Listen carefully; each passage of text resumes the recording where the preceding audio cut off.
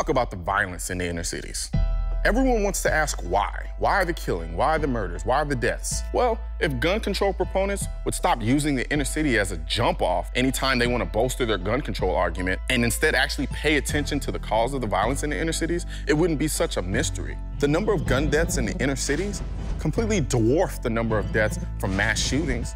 But for some odd reason, nobody ever brings that up until there's a mass shooting in Never Never Land. If I'm a young kid growing up in a single-parent home, living in poverty, attending a useless and wholly underfunded education system, and the only picture of success I see are gangbangers and drug dealers who own limited turf, have to rob, steal, and kill in order to survive, it doesn't exactly take a genius to see why sweet little Andre turned into little Pookie.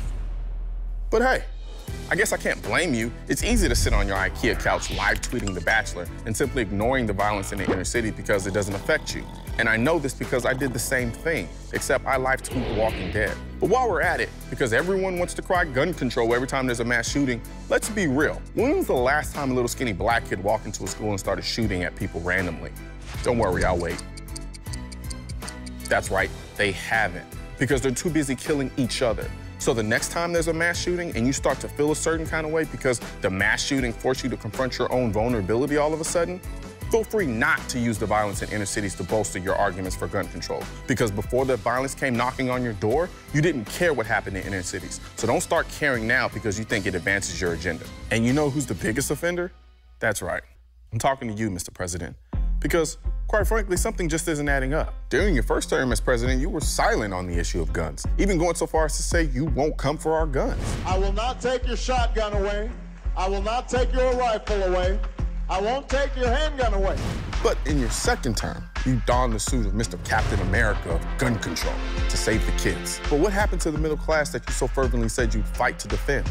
I've got a mandate to help middle-class families. I will not sign a plan that harms the middle class. Every one of your policies for gun control affect only the middle-class law-abiding citizens. The privileged have no use for so-called assault weapons, and then there's the criminals.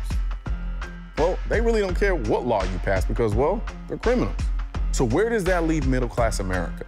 I'll tell you, being dictated to and treated like children by the ruling elite who tell us we don't need certain kinds of weapons to adequately protect ourselves from the lower-class criminal element who's chomping at the bits, rooting for gun control legislation because, well, it makes their job easier. All because you want to politic, and your answer in one breath is ban on military-style assault weapons. And then in the same breath you say, you know a majority of the gun deaths are committed with handguns? I actually don't think we should ban handguns. You're not staying consistent, Mr. Obama. Stop giving me sound bites. It's old. I'm tired of hearing it. It's the same rhetoric, proposing the same stupid legislation that won't work at doing anything except disarming a segment of the population that need those arms the most.